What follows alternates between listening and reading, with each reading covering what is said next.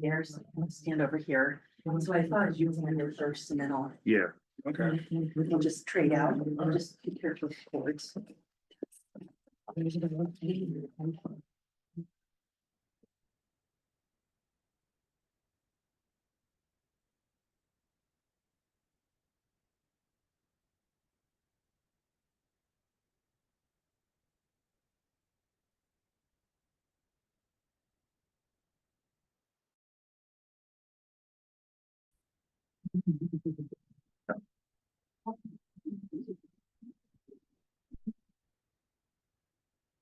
Whenever you're ready.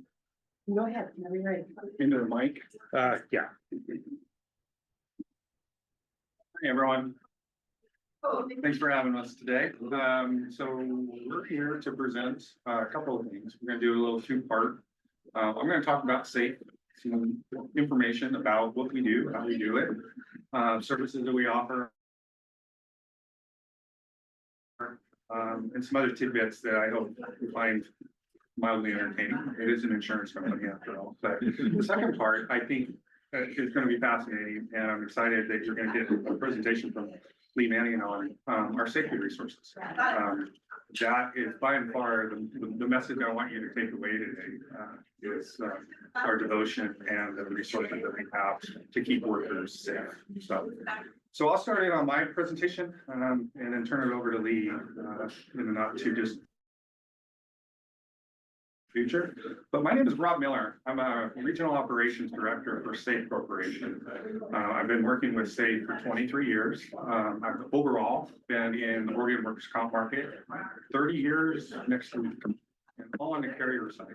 So I got that perspective. Never been out on the agency side selling it, but so what as a regional director, what do? I represent the voice of customers. So one of the things that we're big on at SAIF is trying to make sure that when we make decisions, when we implement new processes, when we do all those things, we have a voice at the table that represents the policyholders, because they're the key to our success. So that's one of my responsibilities.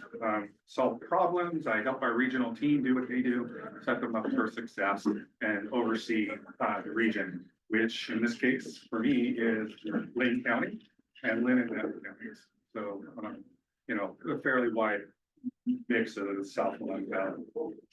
So what is SAIF?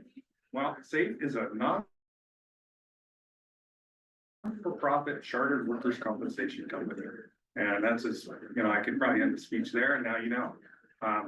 But what does that mean? Well, there's a kind of a long history that builds up to why we do what we do. And it started in 1914 with the first workers' compensation laws that were adopted in Oregon. Basically, at that point, they found a need to protect and care for injured workers. And each state kind of did that on their own for the years. But in 1914, SAIF was we have it here, basically Oregon law built kind of as a state agency. And so because the law is mandatory, they provided an option to insurance as there was no private carriers that were aware or how or had the willingness to write workers' comp insurance. So it all started at the state program. Fast forward many years to the 1980s and things progressed. And that's when we went to a three-way market.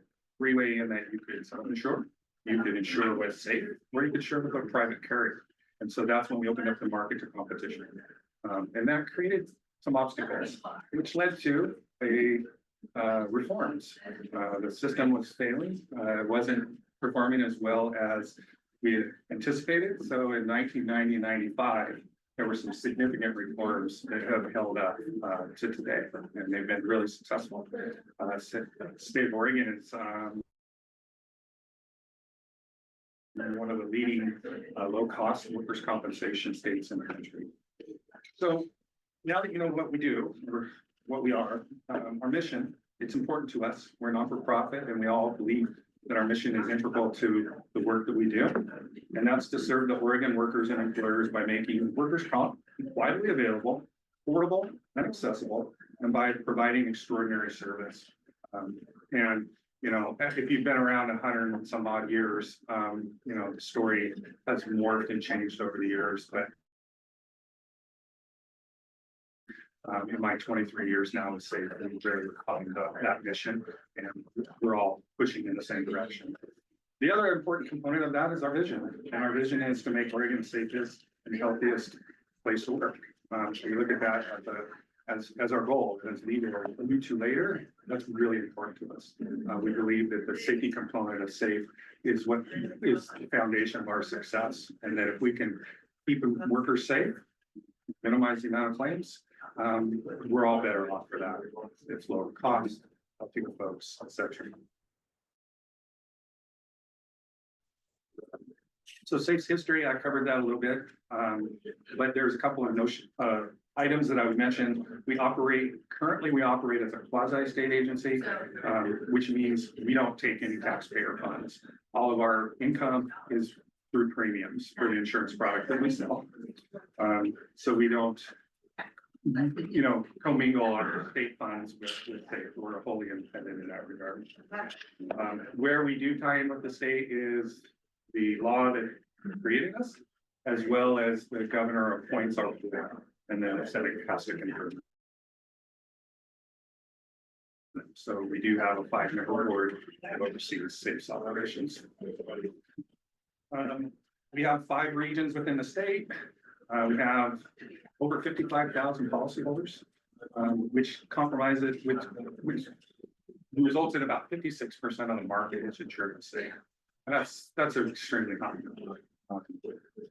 And not only do we have a large number, but we also have a very high retention. We retain over 98.5% of our customers year over year.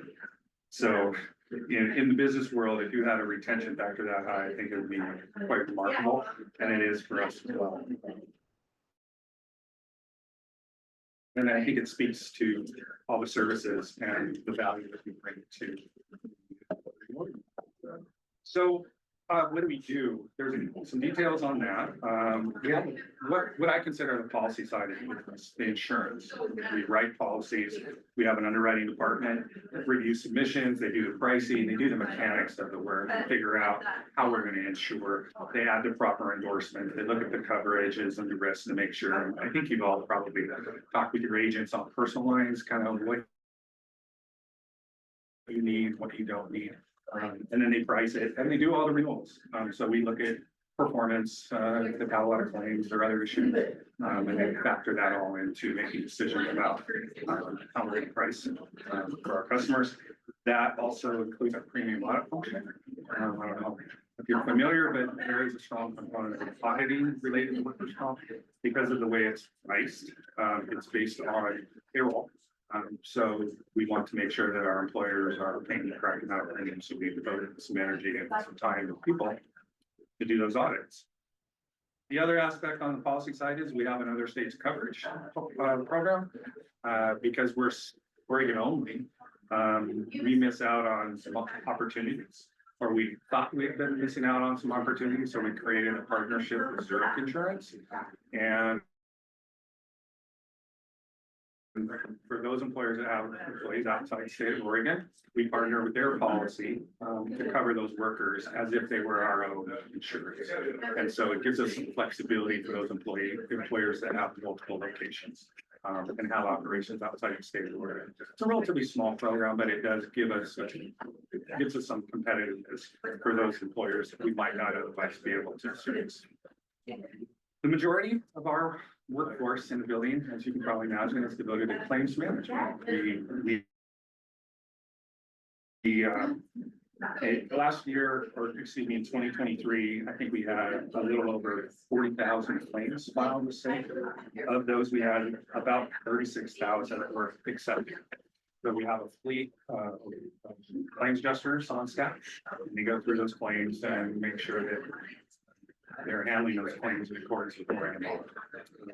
And doing the things to get those workers back to being healthy. One of the aspects of claims management is sometimes clients may not agree with some of the decisions that are made.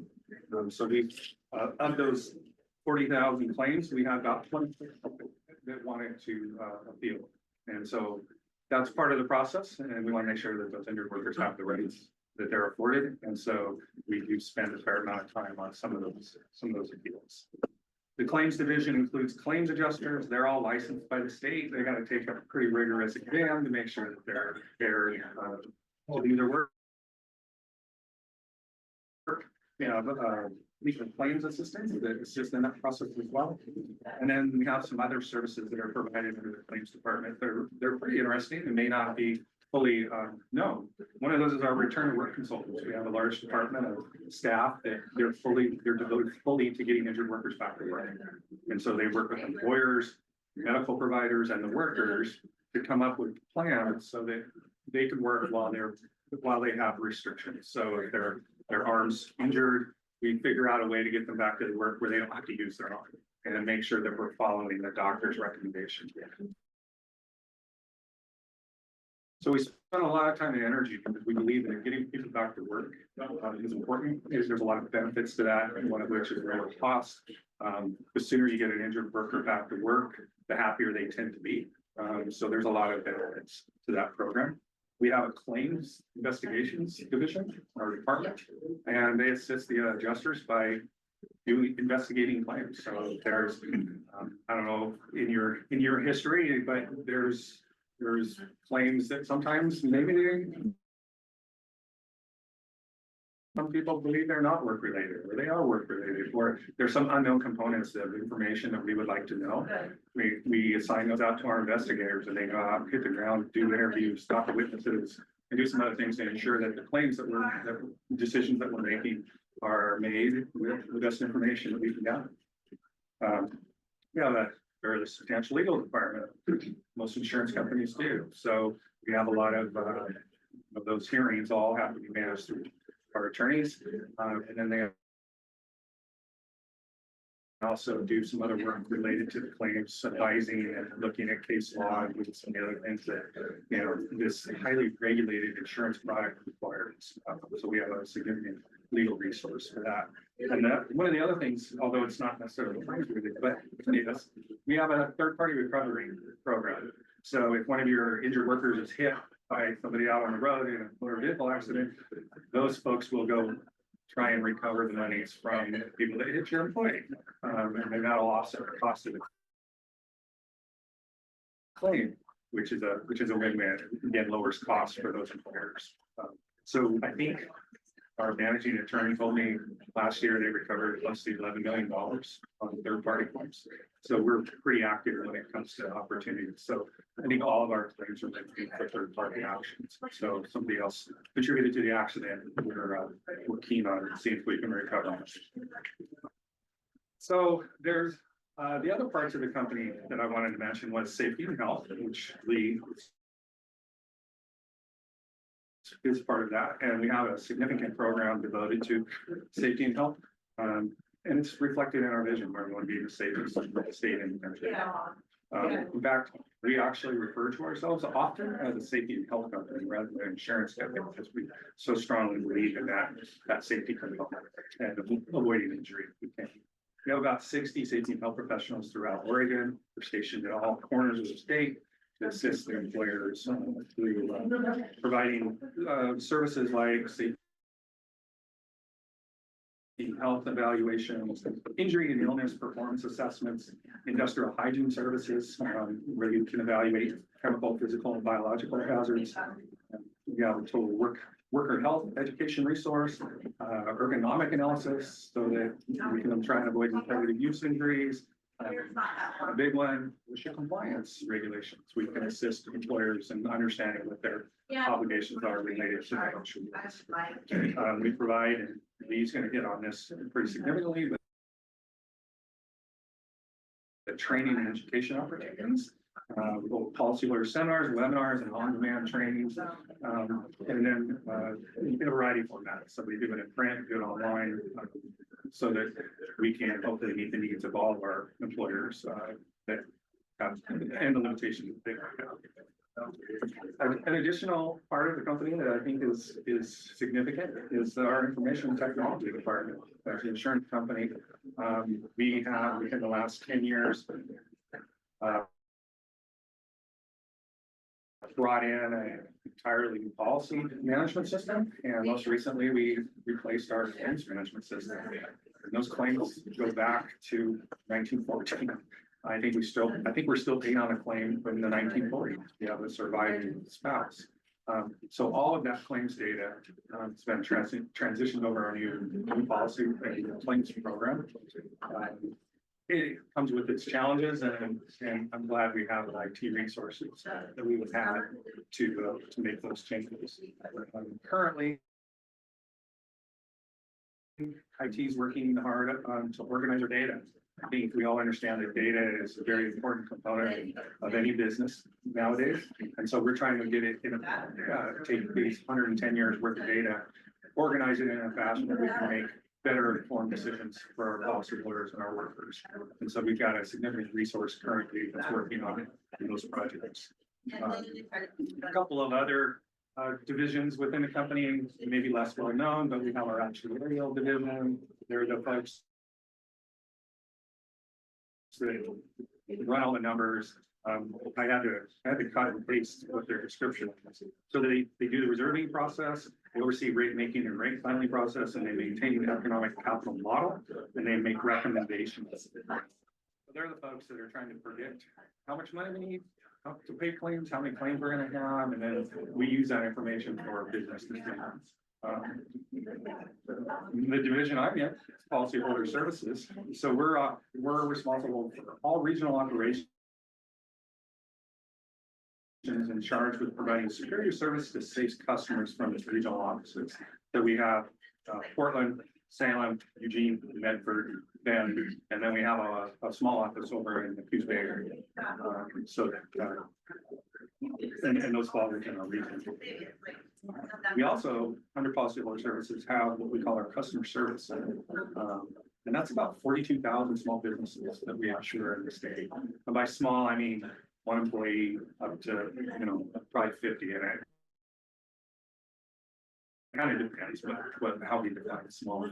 But that service center is designed to provide a one-stop shop for everybody. They call in and whatever their question, concern, comment, policy need is, those folks, we have insurance representatives that are amazing folks that handle all of those inquiries and triage them and do all the hard work associated with insurance questions. There's a lot of those 42,000 policyholders that never have dealt with. They haven't had a claim, they don't know what to do about it. They send us their premium every year.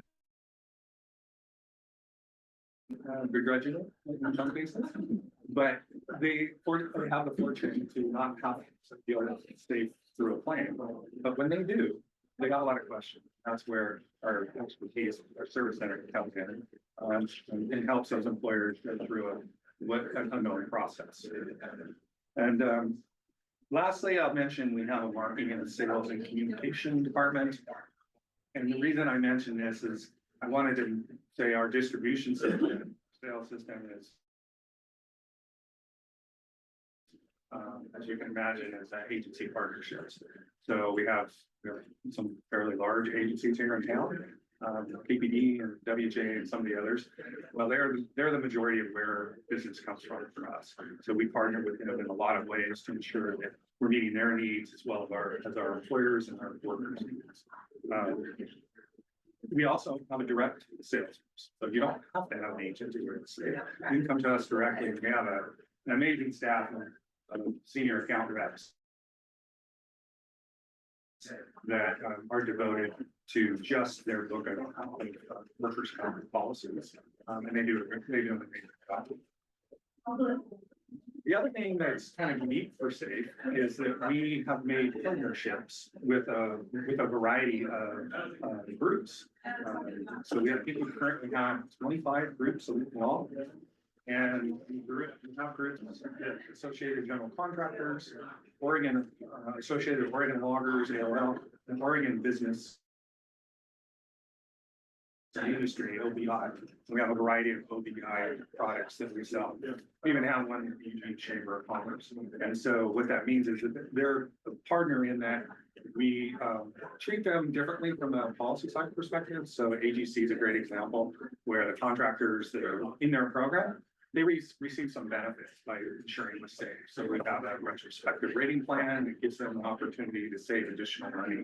And that's basically what most of the groups do. Some of them are upfront discounts. So if you're an OBI member, and the criteria for membership, when you sign up with SAIF, you get a discount off of your premium. And most of all 25 in some fashion address the cost savings for employees. So I just want to recap a little bit on our mission.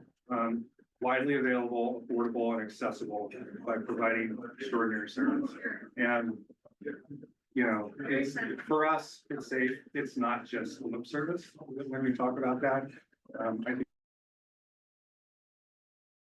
say in my 23 years, I've seen various levels of commitment to that currently, and over the last 10 years, it's important, especially that affordability aspect and the accessibility. You know, because it is a required insurance product, you know, there's an obligation there, and we feel like, you know, you just don't want bad service because you have no other option.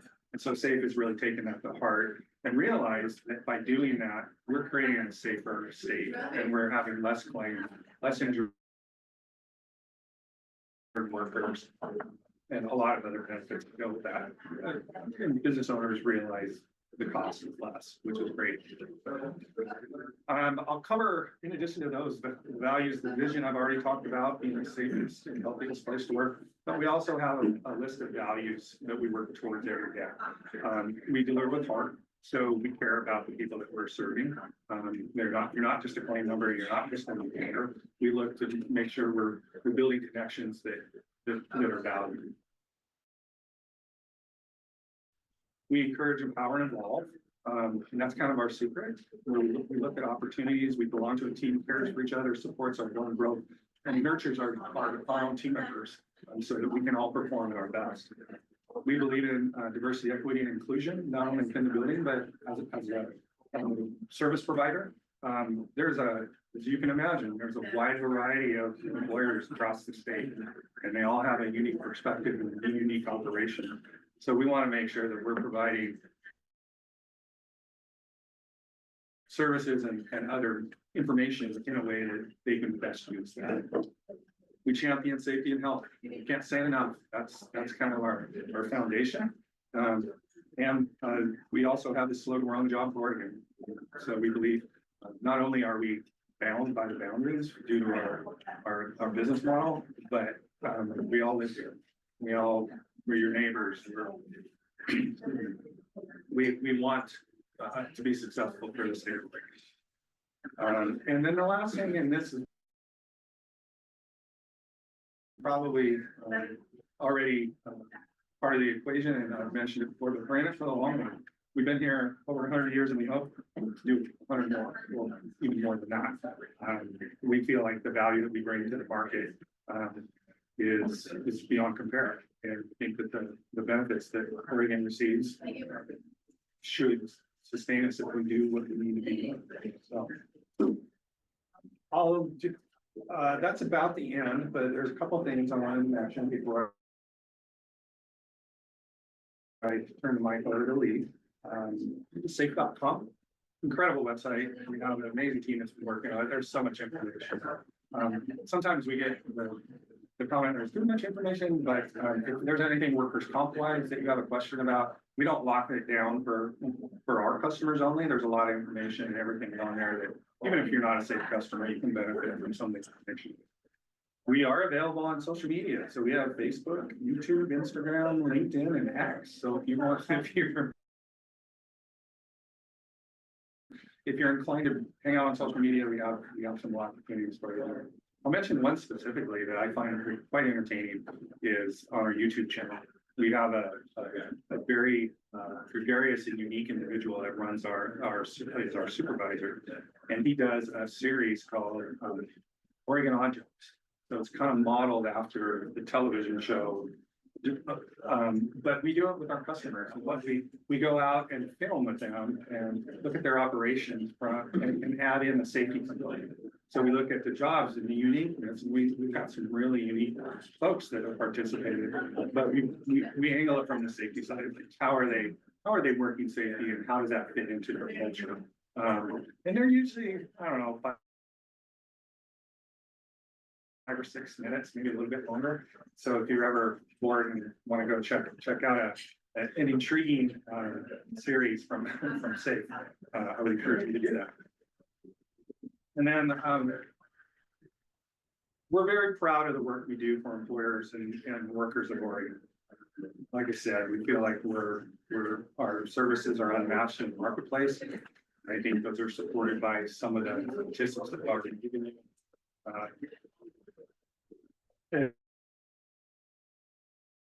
And as I mentioned early in the presentation, these are all great things, and I'm happy to share about SAIF because I'm extremely grateful for who I work for and what we do. But if you're going to take anything away today from this, Lee's going to be the one that is going to probably give you some information, and it can be really valuable and in the long run, keep workers safe and all of us safe, to be honest with you. So with that, I will turn it over to Lee. She's going to walk us through our safety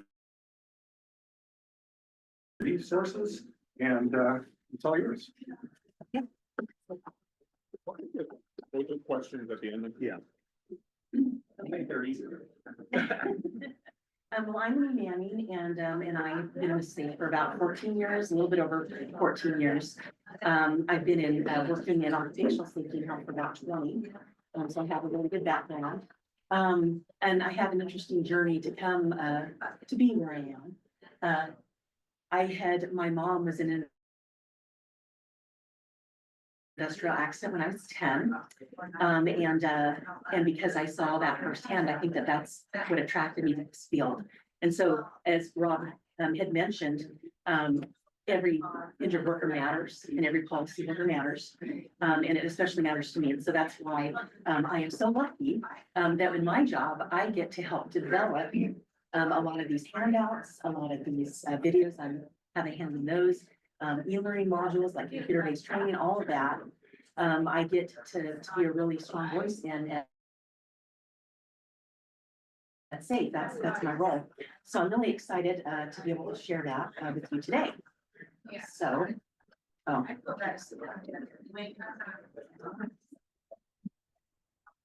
it's not advancing this slide. Oh, there we go. Okay, now to really hit it.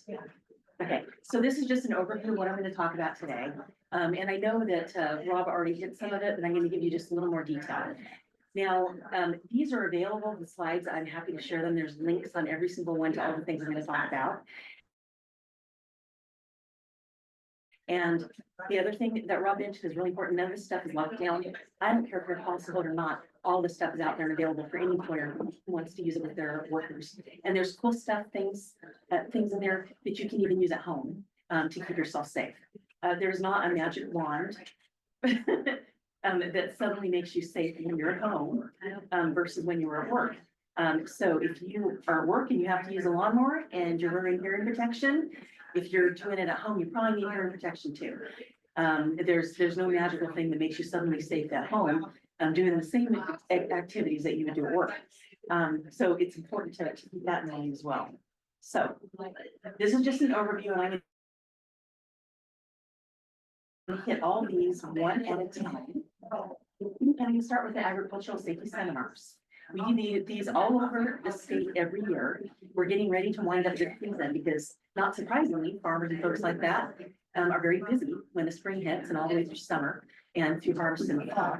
So we do all these in the winter, and we usually do one in Eugene. We did ours this last year in December. But here's the other cool thing: totally free and available to anyone. And then you're thinking, well, I'm not a farmer, Lee. Why would I want to go to an agricultural safety seminar? Well, the cool thing is that they cover a lot of topics that aren't necessarily just for farmers.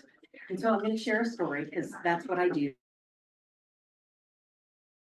I like to share stories. They did one presentation on stop the bleed. So if you have a traumatic injury and you're there, what you can do to save that person's life. And we don't often always get feedback on some of the stuff that we do, but we did this time. And there was, one of the attendees of our ag seminars who actually used the techniques that she learned in one of our ag seminar classes and shared that with us. And that's a handful of examples that I have. So it's about a 4-hour thing that they provide lunch. And so when you go look to sign up, which there's the link, it gives the list of the topics that they're going to cover that particular season. There's always 4. So you can look and see if it's something that might interest you. So I always like to put a plug in for them, but they go all over around the state. So we also have live webinars. And I actually have a huge role in this because I help to set up speakers for our live webinars. And we not only have topics in many areas that Rob talked about, where you can where there's claims 101, like how do you deal with that? That's one of our more popular ones. But there's a lot of safety and health. And I put a list of a few that are coming up in the next few months. Safety committees, accident analysis, and Oregon's right to know law. So what is Oregon's right to know law? Did we know? It has to do with chemicals. And this is actually something that is, that the Oregon State Fire Marshal is in charge of that particular program. Because if you are a business and you have a certain amount of chemicals, you're supposed to report it to the Oregon Right to Know. And so who's that for? It's really for firefighters to keep them safe when they respond. They need to know what's on site. And so that's what that's about. But we have the Oregon Right to Know program person is coming to provide a webinar on that topic. So these are all free and you can register for them online and the link is there. Now I'm going to talk about videos, and I know Rob already shared a little bit about the YouTube channel and our gregarious friend Corey Jenkins. About the Oregon Odd Jobs, you can find that here, but we have tons of videos on a lot of different topics. We're getting ready actually to put out a forklift safety video that I'm particularly excited about. But we've got shop safety videos. We've got a really fun video that we made a few years ago called Kitchen Safety Showdown. And yes, it's just as entertaining as you think. It's kind of like Iron Chef, right? But for safety in kitchens. So now you all have to go and see that one because it's the heat versus the Iceman. And they're competing on workplace safety in the kitchen all the way through. But we have some really talented videographers. We've got 2, and we produce that in-house, and there's a bunch of really great content there. So I would definitely go check that out. And the Oregon Odd Jobs videos, again, are just fantastic, and they're a great way to showcase our customers while also demonstrating how they can keep people safe. Okay, we also have a bunch of online training. And when you go to this page, there's the basics. You're going to find things on claims and some of these other areas that Rob did talk about earlier. But there's a lot about safety and information on how to fill out your OSHA log, for example, which should have been posted on February 1st, just saying. But there's a bunch of stuff. And since Rob did mention DEI, we have a couple modules on DEI. A lot of people, I think, don't really understand what DEI is. It's not affirmative action. It's actually meant for us to work together and to learn how to work together effectively. And that's by learning about each other and the different places that we come from. The I part means everybody. It doesn't leave anybody out. So if you don't know about DEI, I would definitely recommend you go take a look at those. One of these is called Me, You, and Us. One's about unconscious bias, and there's a really good one on psychological safety. So take a look at those. We have classroom training, and this is one where I put myself in there. Can't really see me. This was an OSHA 10 class I was teaching at Portland. We have a small number of those here in the Eugene area. I think we do about 4 a year, right? We're probably going to do an OSHA 10 later on this year, October, November, maybe. But you can find these on our website, and there's the link. There's also live trainings in different regional offices. So if you find yourself in one of those, or if you have interest outside of the area, you can take a look at those too.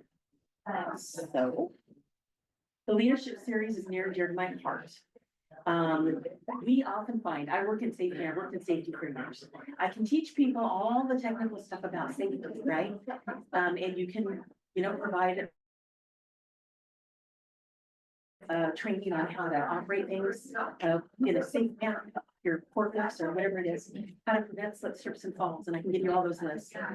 But when it comes down to it, leadership is really makes safe workplaces. And it's a commitment to safety by that leader is part of it, but it's also the way that we treat other people. In this leadership series, we've got a bunch of topics and it's so many resources, I can't even really talk about them. But I was on the project team, I led the project team to develop all of them. There's handouts and materials on emotional intelligence, having challenging conversations, how to coach employees. There's just so much good stuff here. Accountability all up. So there's the link, and there's also a quick link, which is safe.com/learn to lead. And you can access a bunch of those materials. And I can't say enough about them. They're really, really awesome. We also have industry specific materials, and we had talked about ag already, but education, which are those, school districts, colleges, we have in, construction and maintenance topics, delivery drivers, and just different areas. And this is actually, that was one of our newest videos at the time, UTV safety, is one that we came out with last year. That's a link to a video. See it on YouTube, but you can also see it on our agricultural and farm safety page. And we also have a bunch of templates and tools. There are things that are required by Oregon OSHA. And so there's a few of these, I'm not going to call it every single one of them, but having a heat stress prevention safety plan, if you've got workers that are outdoors, really, really important. I really can't say that enough. When we had that heat dome a few years back, we did lose some workers, and it kind of precipitated a lot of the heat and smoke rules that eventually followed. But this is something, as it's getting hotter in the summer, that employers who have workers that work outside really need to pay attention to. These templates provide all the information for you that you can just fill it out, and it gives you everything that you need to build a successful program. And so we can do a bunch of that online. All right. Ergonomics. Now, I know that Rob talked a little bit about ergonomics, but this is a really cool tool where you can brainstorm your own ergonomic solutions. Now, this is industrial ergonomics. People often get confused when safety people say ergonomics, and often they'll think it's office ergonomics, but there's two different kinds here. Office ergonomics is important. That's about making sure that you're comfortable at your desk. But honestly, industrial ergonomics, where you've got the people that are doing manual material handling, there's a lot more risk there, and that's what this is designed for you to go through and look for different ways by examining the different ways in which each task is done, so that you can find the best way, the best solution to address the hazard of maybe an awkward posture or contact stress or any number of ergonomics hazards. Now, we also have, this has been very popular with employers, so I always like to call it out separately. We call them one-page safety talks because a lot of times, if you are just having safety meetings, you want to have a topic to cover. Well, these are all designed as one-pagers on just a bunch of different safety talks. And on the front, you've got just a really quick hit, a few paragraphs about whatever the topic is. You flip it over, and it's a sign-in sheet for all the people that are present. So then, boom, you've got yourself a training room. So it's perfect. So if you're looking for those kind of materials, I would definitely recommend you checking out that page to see one-page. And I promise I don't want to do too much shameless self-promotion, but here it is. Yes, that is me. This is a blog that I do, and it's on workplace safety needed topics for people who are looking. And I've been doing it, I think, since 2013 or 14, so it's been a while. And this last month, I did one on de-escalation tips. This is the newest one. I did a screenshot, so you should see. And if you are looking for a safety committee topic, it's all archived. It's all there, so you can actually go back and see previous topics. It's got links to additional resources so that you can actually get more information if you're interested in that topic, and above and beyond what I've discussed in the blog. And the blog is pretty short. I try to limit it to about 4 paragraphs or so you're not, standing there reading for that. We also have New to Safety Start Here. Now, why do we have New to Safety Start Here? Well, we found, especially after the pandemic, that a ton of turnover was happening with all of our employers. So the people that were new to safety, they didn't know how to begin to manage safety programs or what to do. So there's your link, and you can go in and it tells you what to do. These are the places to start, and it kind of walks you through. And so that is a very valuable tool for people who don't have experience with safety. The Safety Committee Resource Guide is a really comprehensive guide. You can print out the whole thing, or you can just go and access the parts that you want. There are rules that Oregon OSHA has on safety committees, and this resource guide is designed to help you meet and comply with all of them, and also to have a very robust and successful safety committee. It's been a very popular resource with safety committees throughout the state. This is something that consultants share very widely because safety committees are required based on certain criteria. And not everybody knows how to operate that. And so this can help with that. Now we're coming to the integrating health and safety part. And at the beginning, if you looked at my agenda, you might have saw something that said total over health. So total over health is a concept that came out. Now I've been in the business for 20 years, and when I started, it was all about safety. It was like, they didn't care what you did at home. You showed up, you have to leave everything at home, and you show up at work and you're required to do this, and we're going to manage your tasks here and keep you safe here. Well, as we've grown, we've noticed that that is not adequate to protecting employees, and that worker well-being and health is every bit as important as your physical safety on the job. And that's what total over health is all about. So it integrates safety and health. So it takes a look at the worker, not as a little slice, an 8-hour or 10-hour slice of what you're doing at work during a particular day, but it's taking a look at you as a whole human being and how you can be impacted by other things going on in your life. So we've got the integrating health and safety page, and that provides a lot of explanation of what I'm talking about. There's assessments there that you can take to your workplace. But I really like the promote health page, because when I told you, I think I said up front, there are things that you can use at home too. The promote health stuff is really great for that. It has things about sleep. It has information about stress, chronic stress, staying hydrated. How do you keep yourself physically active? How do you quit tobacco? Those are all important safety and health things that impact workers, because we know that if someone is healthier, if they get hurt, they're going to recover faster, but they're also less likely to get hurt in the first place. So, if you're working in safety and health, and my whole goal in life is to keep people getting hurt, then this is a really great model to embrace. So this is actually specific for businesses. And the reason why I like to call this one out is this is a partnership with Harvard. Now, we've all probably seen academic journals, and we've seen these programs that people come out with, like 64 pages long, and then we give them the form and says, yeah, just do this. Okay, well, most employers don't have time to read through 64 pages and stuff. So what we did was we partnered with Center of Excellence for their, it's part of NIOSH's Total Over Health Centers.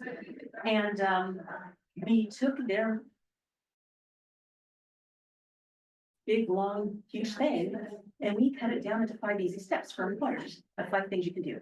So on this webpage, if you click and you go with the 5 easy steps, it will walk any employer through how they can build a safer and healthy workplace. So that's why I like to call that one out, because it's like, I always think it's a cool thing to have. So I am at the end of all the stuff, but I'm not really at the end of all the stuff, because as Rob said, there is a bunch of stuff on our website, and we will share it with anyone. It doesn't matter who, because our vision is to make Oregon the safest and healthiest place to work. And I did bring a few business cards. They actually have our old address on it.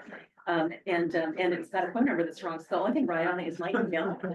But if you want some more information on safety and health, I always encourage people to email me directly, and I always want to be of service to people. And if you're caring about your employees and about other people, then I will be happy to partner with you to help people stay home, go home safe every day. I can say that. Okay, so that's it. I guess we'll have to finish for questions then. Questions, anyone? And Rob can come back up because you might have more questions for him. So who wants to go first? I was wondering, you mentioned, OSHA, what's the relationship between your Oregon OSHA and then the national or federal OSHA? What's the relationship between you guys and the federal side? Well, with us, well, no, we don't, Oregon OSHA is our regulatory authority. We have a state-run program here. So even if federal OSHA went away, Oregon OSHA would not. It's still gonna be here.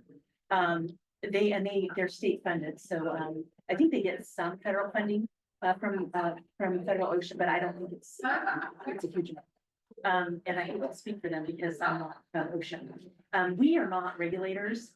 My job as a consultant working with employers, I'm not gotcha on anybody. I'm all about providing resources and advice as a consultant to help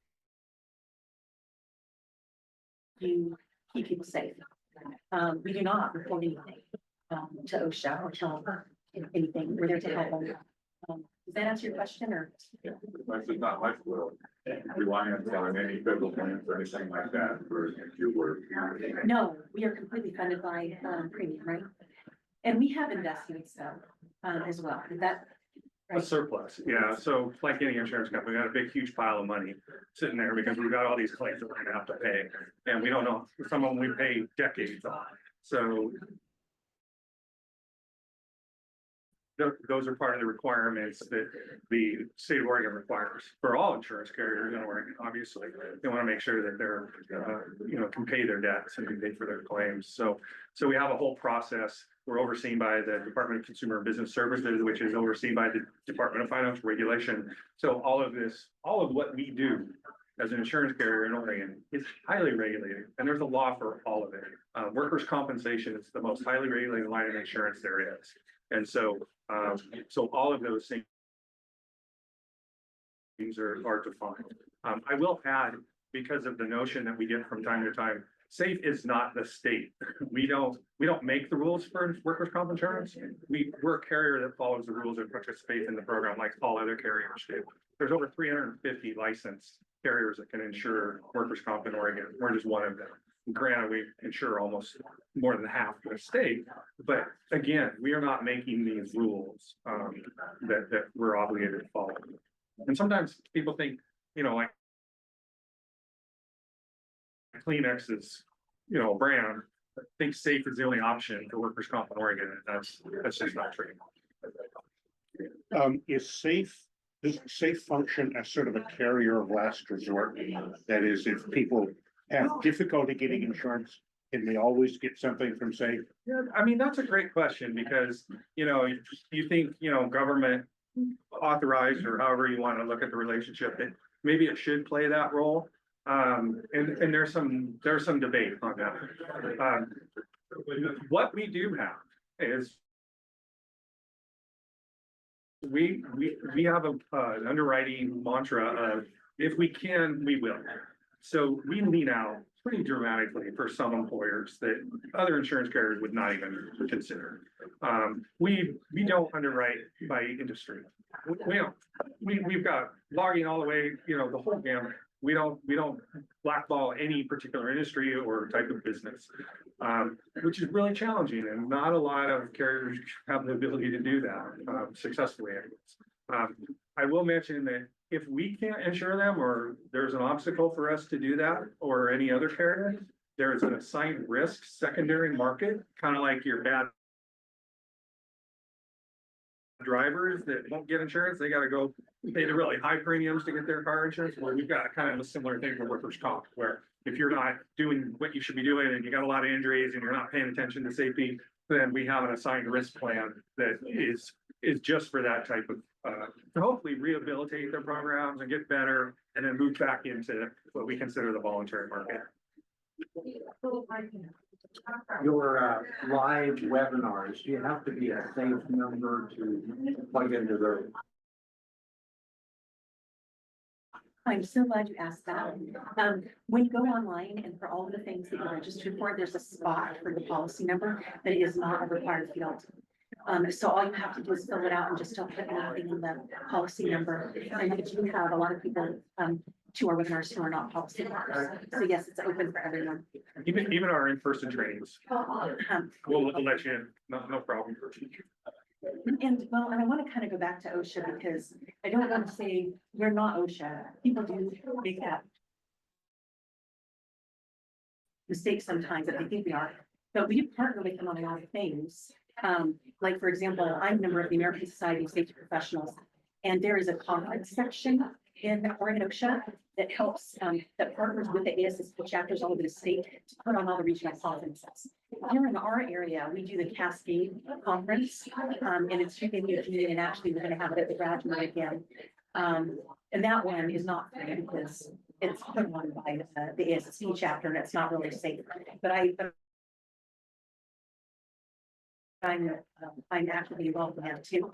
So we partner with OSHA a lot, and I actually just met with a bunch of OSHA partners earlier today because we meet and we talk about what we're doing because we're trying to prevent duplication of effort. Because they create materials and we create materials. And so if we talk about what we're creating, then hopefully I'm not creating stuff that's already been created. And so that's so I have a lot of respect for them, but we're not compliance officers. So. Yeah, we do not partner on enforcement. No. You do inside and safety inspections and things like that, that OSHA also does. I mean, We can do walkthroughs for policyholders to help them identify hazards. Our goal is always to try to help with the policyholder be self-sufficient though. So to the extent that we can train people at the policyholder themselves to do those things is always a win for everybody. SAIF is now the official name, but it started as an acronym long ago. Yeah, I did. It was the State Accident Insurance Fund. Industrial Fund, excuse me. State Industrial Accident Fund, SAIAC.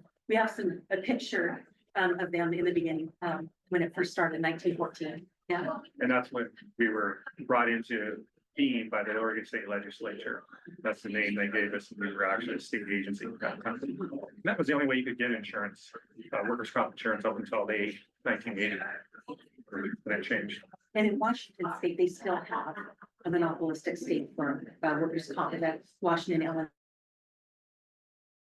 Illinois is where if you work in Washington, you have to be covered through that. So it's kind of a cool thing that we are in a competitive state. But we have excellent service, and we always get really great reviews from all the policyholders about what we provided on. And it's a reputation that we are really proud of. Let me correct that. Almost. Okay, well, there's always opportunity to We're improve. human, and I'll admit that occasionally insurance company gets the best of it. We really try not to let that happen, and when we see it, we try to correct it and do better. And so there are some detractors that have had bad experiences with us, but you know, when you've been around 110 years, you know, somebody's gonna have a bad experience, but we've done really well over the last 20 years, and we continue on a trajectory that really makes me want to go further. The other 44%, how much of that is self-insured and how big is number 2, 3, 4?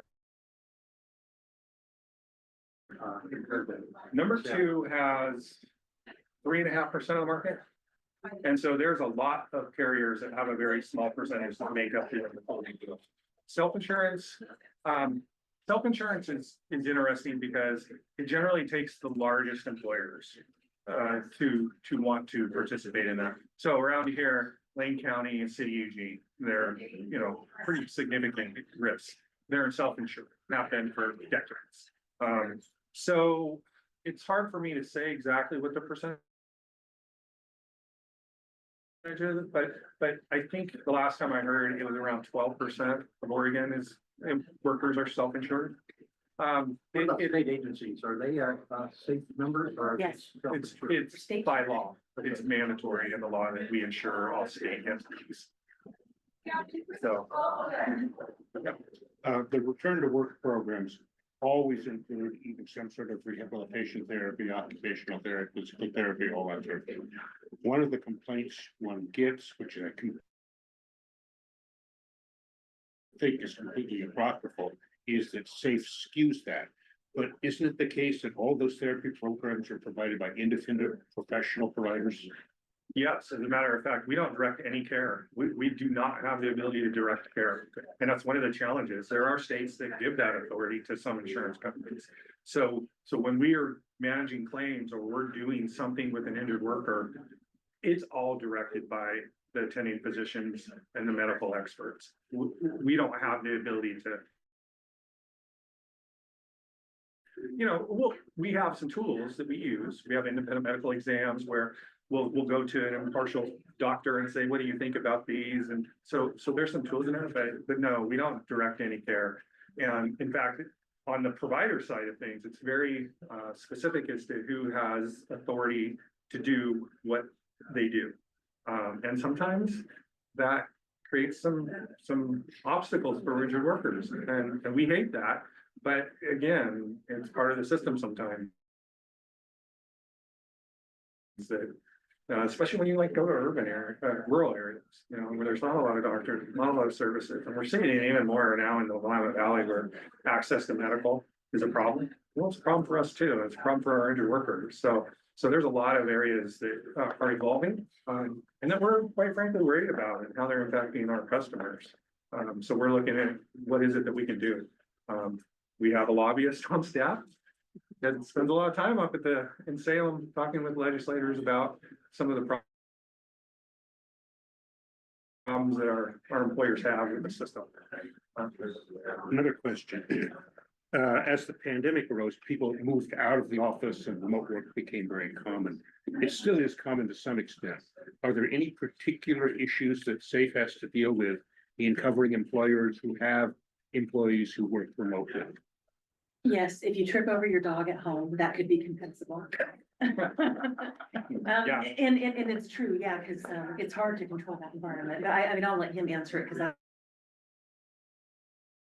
that's not really mine, but we do talk about that. But I also want to, because there is a lot of remote work, but there are a lot of jobs that can.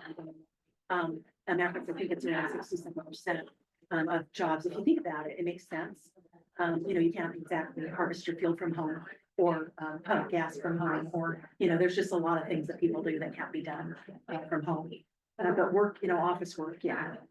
Go ahead. Did you want to say about that? Just that every claim has its uniqueness, and whether you're at home or whether you're at the workplace, sometimes it's difficult as far as a compensability decision goes. Was it work related? Was it work related?